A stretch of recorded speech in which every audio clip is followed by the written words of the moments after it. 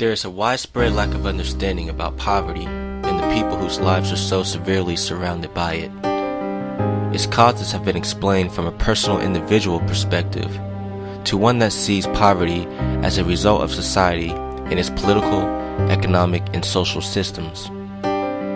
Personal individual explanations for poverty often focus on the values and behaviors of individuals who live in poverty. In other words, from a personal individual perspective, poverty can be explained by the character of poor people and the choices they make. From a societal perspective, scholars and policymakers have argued that our economic system inherently results in an uneven distribution of wealth.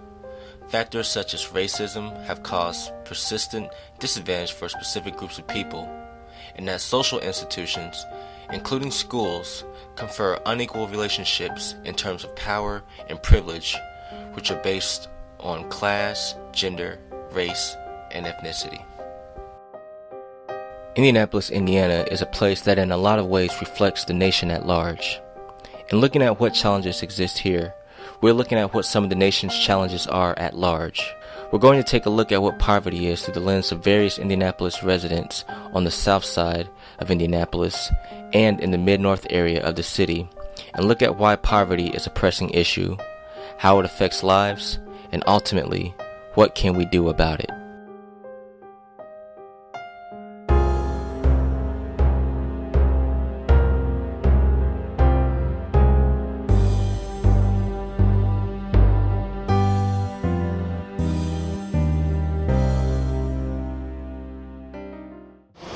Right now we're in the southeast neighborhood. We're sitting on Virginia Avenue, a little bit north of the Fountain Square commercial area.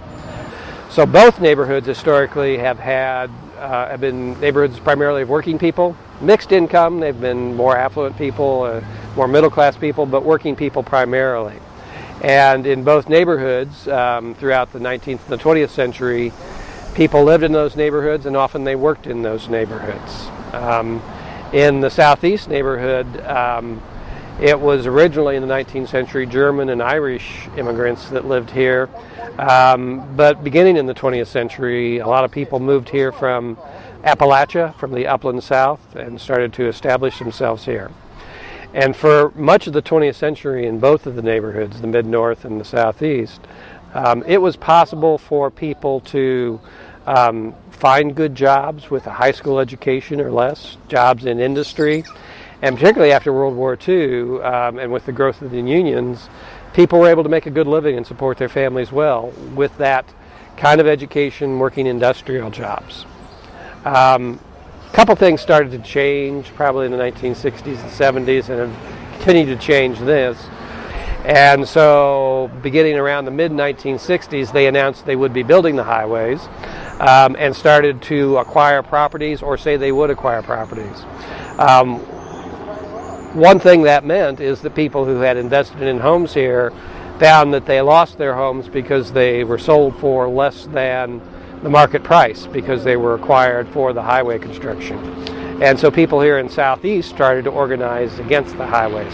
That also happened in the Mid-North neighborhood. In the Mid-North neighborhood, it was Father Boniface Hardin helped to organize people who live in that community around the highway that went through there, I-65, down here to I-65 and I-70. And there was a similar sorts of organization of people to try to fight or modify the highway construction. In both cases, they lost. The highways were built. And in the southeast, the effect, it was bad in both neighborhoods. In the southeast, there were about 17,000 people who lost their homes, were forced to move out of the community. I think the second thing that happened is the fact that somebody from outside the neighborhood could make the decision about these highways displacing people, sent a very clear message that in Southeast and Mid-North and some other neighborhoods that automobiles were worth more than people. And so it started to mark these neighborhoods as places where people who were less valuable lived. At the same time, then, that people from the suburbs, as the suburbs were growing out in rings from Indianapolis, they were taking these highways in to work downtown. Around the same time, the streetcars went out of business in the 1950s, and then the industrial base started to change, and some of the big industrial employers started to move out in the last part of the 20th century. And so people in both neighborhoods who were able to find jobs with a high school education that paid pretty well were no longer able to do that because the jobs had gone away. At the same time, their neighborhood was starting to be marked as a less than desirable place to live. Now, it's important to note here in both of these neighborhoods, you had cultures of people who were outside of the majority culture. In Mid-North, by the 1960s and 70s, that had become primarily an African American community. And here in the Southeast, it was an Appalachian community. And because those two groups of people, those two cultures, were outside of the norm of the majority culture, it was easy to brand them as different and to not provide them full access to what the society was offering.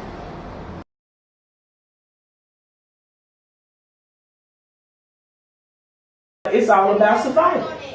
To me, poverty causes you to go into survival mode. You stay in survival mode because you're trying to, if you're the head of that household, you're doing whatever you have to do to take care of your children and yourself. So, you know, how you think about that. What next will you go? What next will poverty make you go, you know, to survive?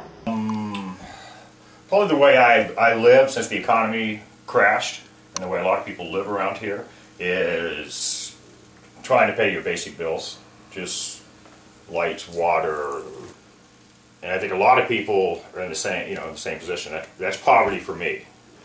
I grew up a lot more poor than what I am right now, and I was an only child, so you kind of have to become any means necessary. Like you say. To me, is robbing Peter to pay Paul, and sometimes Peter gets pretty dry there. Just making it. That's how I call for. You don't really have no extra money, you know. And I feel like poverty has, like Ms. Karen said, it's about survival, and I think that poverty has a lot to do with our children's psychological. It has a psychological barrier on our children as far as the way they are productive and the way they develop in society. And I think it has to do with it causes mental issues. I think anger problems as far as, when children grow up and they see what their parents have been through, that causes them to do things that, like Ms. Karen stated, that they don't think they would. They know they're not right, but they have to do that because that's what they have to do to survive. So it's really like a setup to me. It's like you trapped, you cornered. It's like you in a mouse trap. Like it's you gonna either. It's a vicious cycle. That's all it is. Which leads to depression. A lot of people. We're just going through the motions, but, it's depressing. It's depressing to know that I cannot provide what my children need. It's depressing to know that I go to work every day and I still am not getting ahead. It doesn't matter what I do. Money, it goes out because sometimes I don't work for 3 or 4 weeks. And so the bills still keep coming in. And so when you finally do make some money, it all goes. Every bit is gone. So, yeah, it's hard. They feel trapped. Many of them are depressed. They are living day to day in a survival mode. I often do home visits. Sometimes I'm sitting in complete darkness because all utilities have been cut off. And I think there's two kinds of poverty we should look at. One, of course, there's a material poverty, which is a measurement, some material measurement that others say, i.e., X number of dollars per year based on the number of members in your household or family. And then there's another kind of poverty, which is the one that I think our work spends the most time focused on. And that's really more of a poverty of spirit, poverty of the idea that one can do and create. And that's a more, in my view, a more suffocating and enslaving kind of poverty.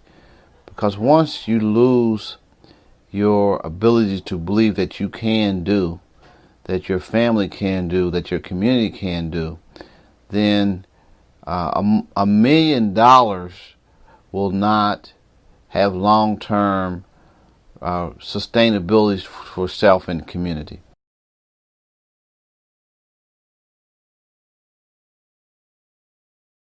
You know, and I think the economic system is, you know, that has a lot to do with poverty too, due to the jobs. Me personally, I'm struggling. I don't have a job at this point, but I'm a criminal justice student, and I will graduate in 3 months. And I feel like hopefully after all that is done with, then maybe I'll be able to make a better person of myself, so my child won't have to go through the things that I went through in society. And it also, the system sets them up for if they do get a job, and oftentimes it's low paying, they lose all their benefits immediately. They have not set aside a rainy day fund for getting them through until they get their paychecks. So they're encouraged in some ways not to go out, not to excel, not to get a job, because they lose their child care, they will lose their benefits, they will lose their food stamps, and still they're struggling and working a full-time job. And even with certain jobs, just the income you're going to get off that job is not going to put you over the top.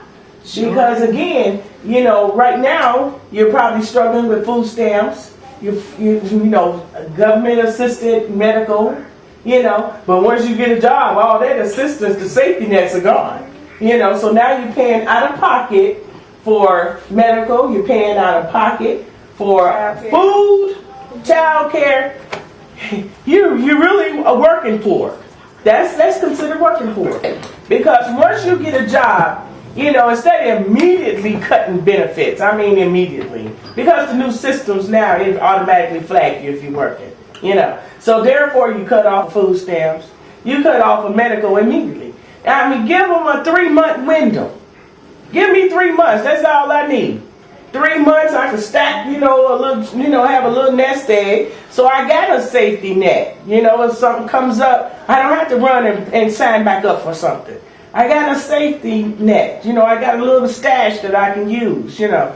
But they immediately cut you off, and I think that sets you up for immediate failure right there. Because if it ain't paying the right amount, you're going to weigh your options. If you got any sense, you're going to weigh your options. I'm not going to take an $8 an hour job. Okay, because now you talking what? $60 or $65 a day. Okay, so you talking maybe $300 a week. After they take out taxes and everything, you walking away with maybe $200 and some dollars.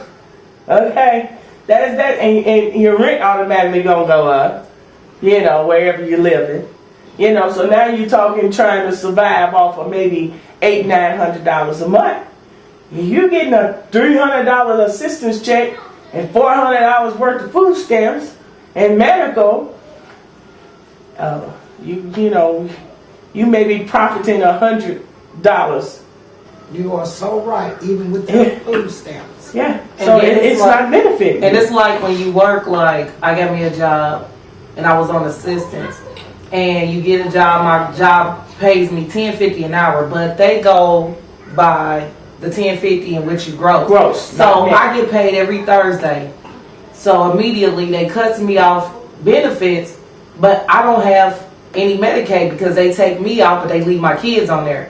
So if you working as a temporary, because it's kind of hard to find a job. So you working as a temp, and being a temp, you're not able to get the benefits. That's right. So you have to wait for you to be working a certain amount of months, like 6 months to 9 months. So all this time you're sitting there with no kind of medical coverage. So if you get sick, you get injured, you can't go to the doctor because you're scared you're going to have to have this copay, or you're going to have to pay all this money to do it. And you have 3 kids, they cut you off completely off food stamps. They cut me completely off. I have 3 kids and I have a 16-year-old that eats like crazy. So it's like, okay, you in the house, you working paycheck to paycheck, you get paid every Thursday, but your rent is $500. Your check is only $200 after gross. So if you got a check for $220, $230, your rent's $500. You working paycheck to paycheck because about time you pay for your whole month, which is being late, you use the months up to pay for a $500 or $400 rent. You have one more check left at the end of the month, $250, $40, $50. That's how my checks be, $240, $250. So once you pay $500, that's two paychecks. After you pay finally your rent, the last week, how are you gonna buy clothes? How are you gonna buy shoes? How are you gonna pay your lights? How are you gonna pay? And then if you want to keep a legitimate driver's license, how are you gonna pay for car insurance? Yeah, but it's just period with us, with being in poverty, period. With the cost of living going up in everything from groceries to shopping to entertainment, everything that went up. But then when they add your pay and calculate it, when they, you at the food stamp office, gross. They count that gross, like they count without tax. They don't add on the taxes how much they take out. They just add it and it make it look like you have so much, but it's so little. And it's like y'all not being realistic when y'all calculate our money. Because if you was realistic, you would give us more than what we giving, and you wouldn't take nothing away. Because eggs, everything, the gas.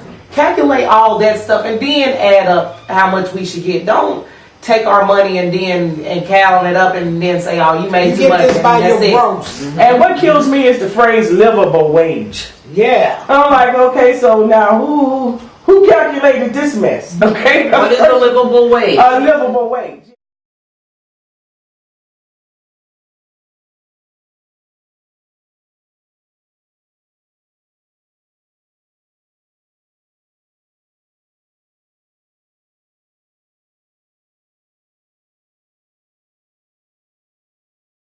In today's economic reality, the effects of poverty are spreading. The Indianapolis Star recently reported that the city's poverty rate increased from 11.95% to 21.4% between the year 2000 and 2011. The suburban rate rose from 5% to 7.7%.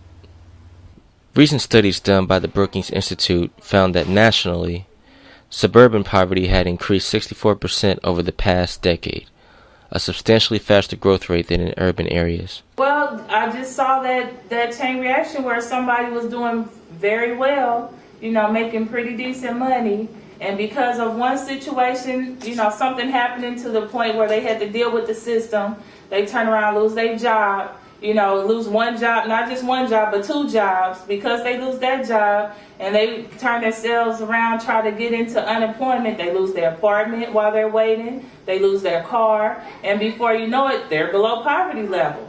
But, even if it takes a month or 2 months to get that unemployment, they're looking at, if you go anywhere for assistance, they want your last, 30 days or 90 days of income.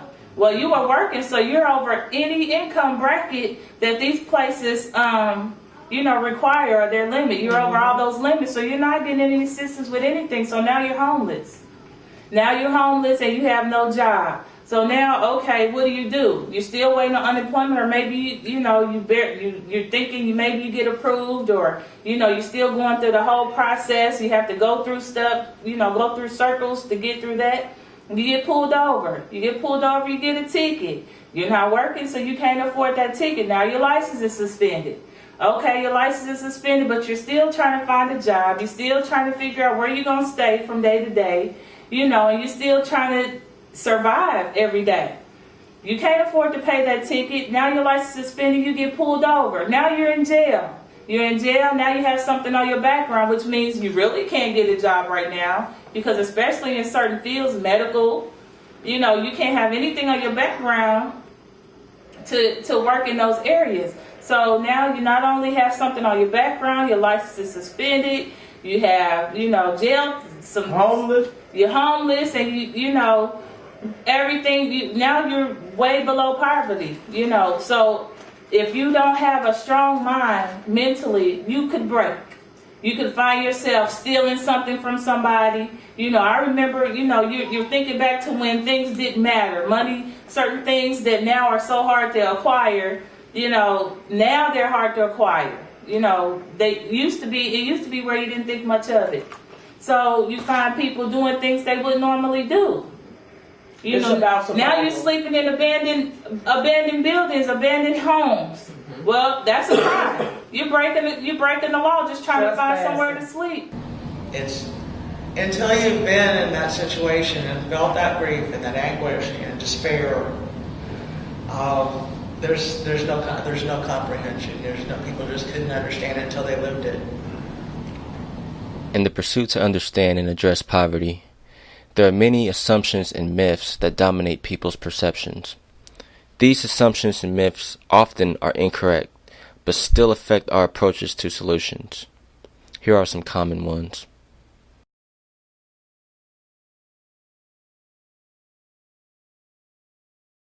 Of all people living in poverty, 56% are white.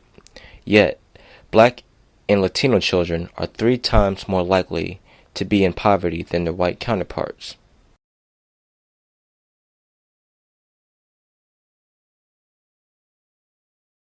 Although drug sales are more visible within impoverished neighborhoods, drug use is equally distributed across poor, middle class, and wealthy communities. Historically, prescription drug abuse is more prevalent among wealthy people than among the poor. In other words, considering alcohol and illicit drug usage together, wealthy people are more likely than people in poverty to be substance abusers.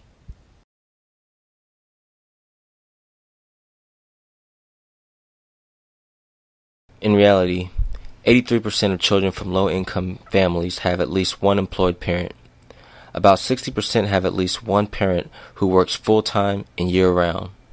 Over 66% of people living in poverty work, on average, 1.7 full-time jobs, in some cases 2 or 3 jobs.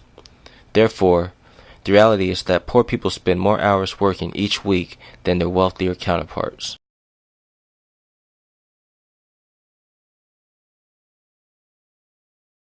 The reality is that Head Start funding allows for service to only about 60% of eligible children. School practices in poor neighborhoods, such as tracking, retention, low expectations, zero tolerance, and lack of educational equity, perpetuate low achievement. Although some progress has been made in diminishing the educational barriers to higher education, those being race, gender, geography, and religion, poverty is the one barrier that has not been overcome. It is less likely today for a person born into poverty to go to college than it was in the 1940s.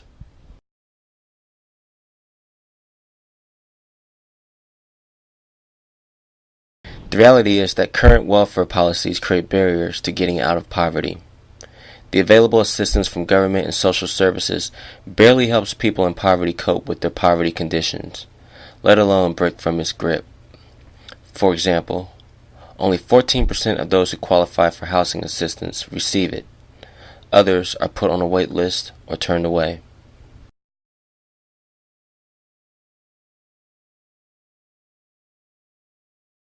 If we look past this stereotype, we'll see people living in poverty have similar attitudes about their children's educations as do their more well-off counterparts.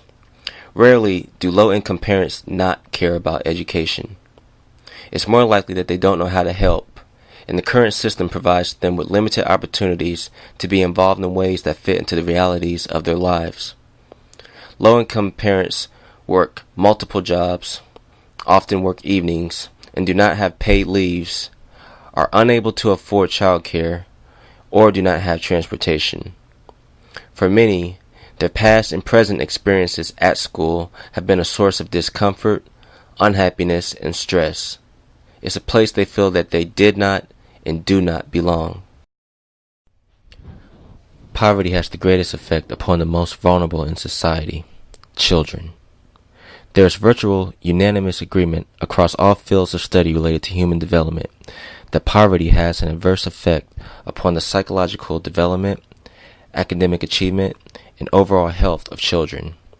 Children under the age of 5 years old are especially susceptible to these effects. Do you think that's affected your life now as an adult? Oh yeah. Well, yeah, because then we never really talked about it. I mean, it was kind of unspoken that you'd be ashamed because you're poor. It was unspoken. You just don't talk about it. You know what I mean? Like, I knew I wouldn't go to school and say, yeah, my electricity might be turned off. I knew, I don't know how I knew, but I knew you don't say those things, you know. You don't say, nobody really talked about, you know, food insecurity. The International Food Policy Research Institute identifies hunger as not only an effect of poverty, but also a cause. By causing poor health, low levels of energy, and even mental impairment, hunger, especially in childhood, can lead to even greater poverty by reducing people's ability to work and learn. No, because it's not enough money being made. It's not enough money being in the household. I can only give them one serving, you know, and that may be just a couple of scoops so I can stretch it for everybody. And then you have so they're still hungry if you don't have a balanced meal, you know. And you know the crazy part is, if I'm working, they really hungry. Because now I don't get any food stamps. And now you're waiting until payday so that I can see how much I'll have left to even go to the grocery store. Right. So you're probably going to be at the center trying to eat more when I'm working, and I'm probably not there, not at home anyway, you know. And then it's like you're not going to have a proper diet because I don't have the extra money to get your fruit and your vegetables and all that extra stuff. Right. You might get your vegetables in a can if I go to a pantry, if I can make it on time because I'm working this 8 and 10 hour shift. When I get home, the pantries is closed, so you're going to miss out on them vegetables. And you're going to miss out on them fruits. And I think that they shouldn't cut WIC when they turn 5. I think long as they kids under 18, we should get WIC for our kids. We should get the milk, cheese, butter, cereal, and stuff that we used to get. Once our kids turn 5 years old, they cut them off of WIC. And you want them to get the 5 food groups, how? And we don't have the money for food and fruit no more because produce and meat then went up because it costs more to buy cow feed. So they going up on the meat for the cows and then it leads down to us. Economy is so, everything is so high, as the food is high. Except for the snacks and the ding dongs and the 25-cent little Debbie's and this, that, and other. But then when you hear on the news they're complaining about the Medicaid and the health insurance, our teeth messed up, we can only afford what we can afford. Right. So what they're eating is causing like this cycle. You know, they shouldn't be eating that stuff. That's all they want. Well, they can only afford so much in dollars or stamps or whatever. They're only going to stretch so much. Mm-hmm. So if I don't have a car, the only thing I can get to is this gas station right here. You're not going to find very many vegetables or a whole lot of fruits. You're going to pay $1 for a banana, $1 for an apple. They also say, eat nutritionally. Well, a lot of our families, because of transportation and because of the lack of mobility, they have to walk down to the nearest convenience store. And it is not fresh fruit, and is not vegetables, and it is not meat. They do not have the opportunity oftentimes nor the education to eat well. That impacts the health of our children and the well-being. Low-income children are less likely to have access to strong early childhood programs where pre-academic skills, vocabulary, and fine motor skills are developed. They spend more time in front of the TV and often have limited access to books. 94% of our children fall below poverty. However, we have one of the best test scores in all of IPS for elementary school. And people are surprised about that. So often people will equate poverty with not being that bright. Disruptions in situations negatively affect growing children's sense of safety and security, and thus their ability to concentrate at school. These include factors such as post-traumatic stress disorder from witnessing crime and violence, and even murder, transitory living arrangements, bullying, spousal and child abuse, the incarceration of family members, and police brutality.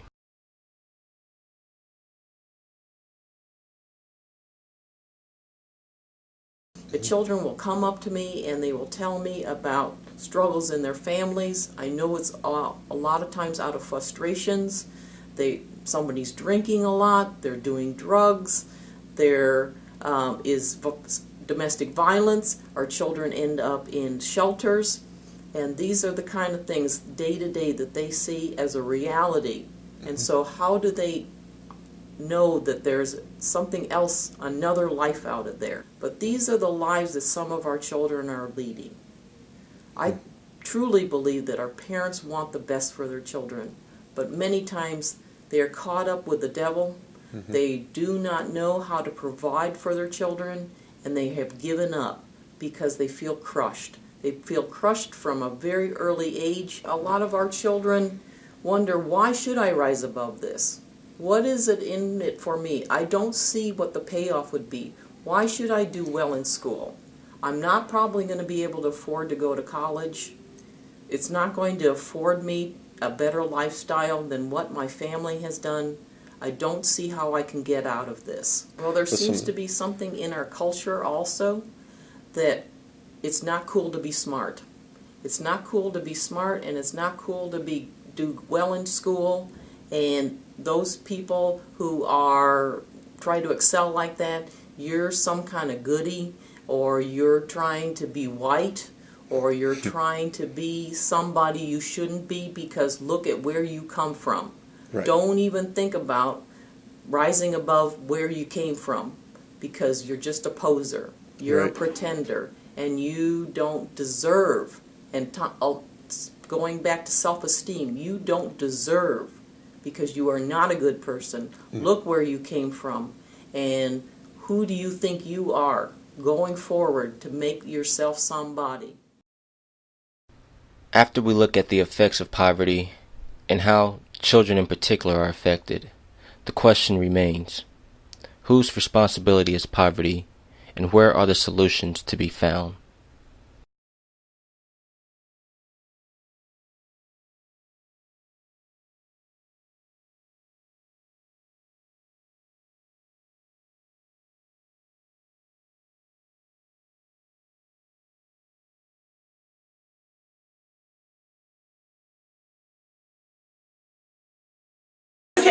If education was free, if medical was free, and if you need food stamps, it's available for you, yes, we could come out of poverty. But until they do those, until these needs are met, we will continue to struggle and be in poverty. Often the government is accused of creating programs that subsidize and create an atmosphere that lends itself to creating dependency in communities. And while some of that criticism may be true, I think the programs need to be structured in a way that supports individuals while they're trying to get back on their feet. And I think the government also has a role to support initiatives, models, and examples of individuals who are being creative in creating new solutions for a new paradigm.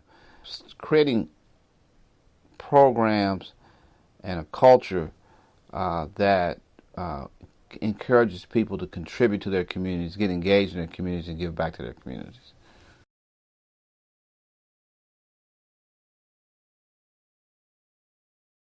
And find out what they're doing. And when you were in trouble, everybody was in trouble. But now it's different. People have lost that feeling, and I think if you can get people together more, you can get more of that back. Be concerned, about each other. Even if you're teetering on the edge, like if you need something, sometimes your neighbors or your family will give you what they have, even if it's going to put them over the edge. I don't see that in other parts of, like other neighborhoods. I don't see people getting together and helping each other the way we do in our neighborhood. No, they don't. I grew up over in Hallville, and they don't do that over there. You're down on your luck, they're going to take whatever they can from you and make you worse. I think people who were brought up on the farm, maybe, have a different mindset, and people from the former generation have a different mindset of what poverty is, and they were more, I think, able to live within their means, and maybe didn't look for greener pastures all the time, were more satisfied with what they had, would you say? You didn't really consider yourselves growing up on the farm. You were just like everybody else. You were like the family down the street. Right, yeah.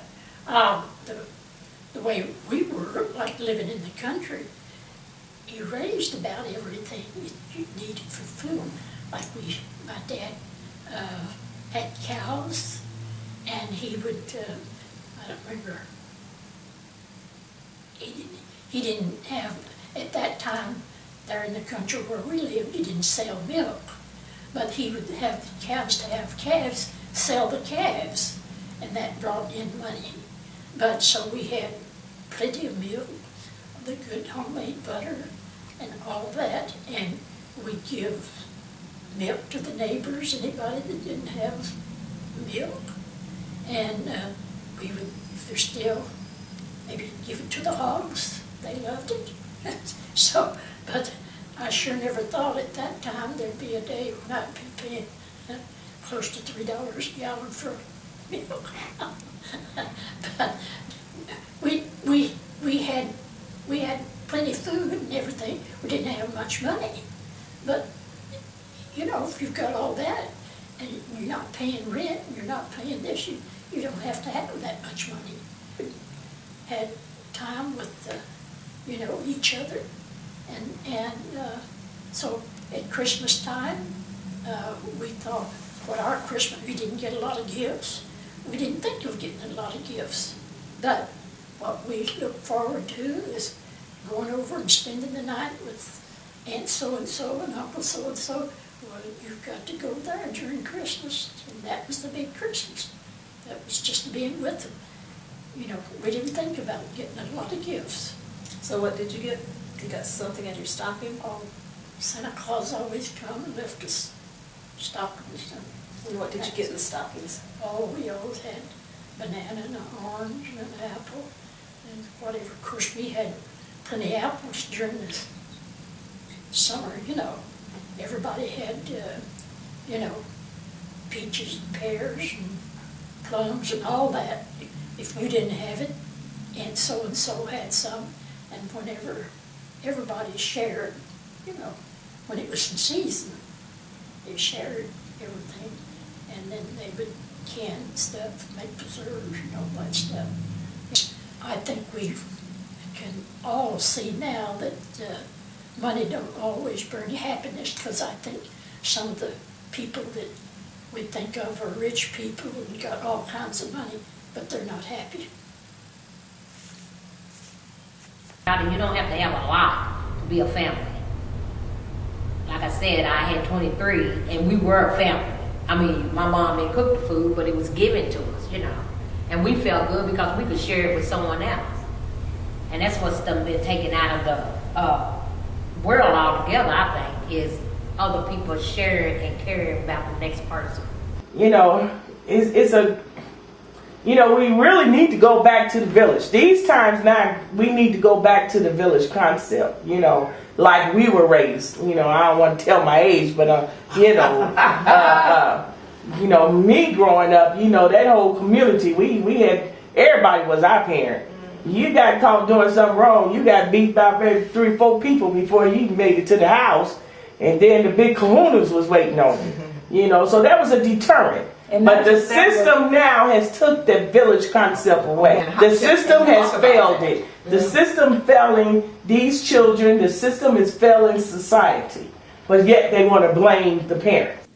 And I think that we at our schools, we in our community need to embrace this, do the best that we can, volunteer, get out there, and make a change for these families. Embrace early education initiatives in our community, prepare them for school, prepare them to know that the education is valued, and I believe that that is a key for our children. And also, we need to give them skills. There has to be more emphasis placed on creating a culture, entire culture, everyone in the culture, everyone who lives here, creating this spirit of doing, problem solving, creating solutions in our own communities. I grew up a lot more poor than what I am right now. And I was an only child. So, you kind of have to become any means necessary. Like she was saying, put the pool up. That's one way to get, a warm wash. If a car breaks down, you have to be willing to walk, ride a bus. You have to be willing to do whatever you have to do to not feel impoverished. And, there's options, resources, and ideas. If you can accumulate those three things, then you don't have to feel impoverished. You may be statistically, but you don't have to feel that way. It can be worked around. Things like this. Things like this really help.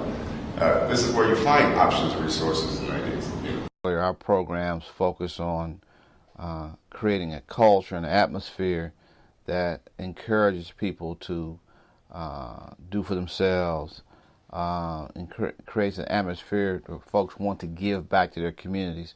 Because often, human beings want to feel good about being in community, giving back to community, sharing. Sharing always feels good. It's a good feeling when you can do something for someone else. And then by feeling good, then it creates a spirit within you that says, hey, I'm going to get up, I want to do more every day. In spite of the particular economic challenges one may find themselves in the moment. So through that spirit, we have some projects that we have created here at the Eco Center that attempt to contribute to creating that kind of culture, and then hopefully also serve as a model for others who believe that this is a solution to our challenges or a particular solution, to serve as a model where they may want to replicate some of the ideas that we've incorporated here at our work.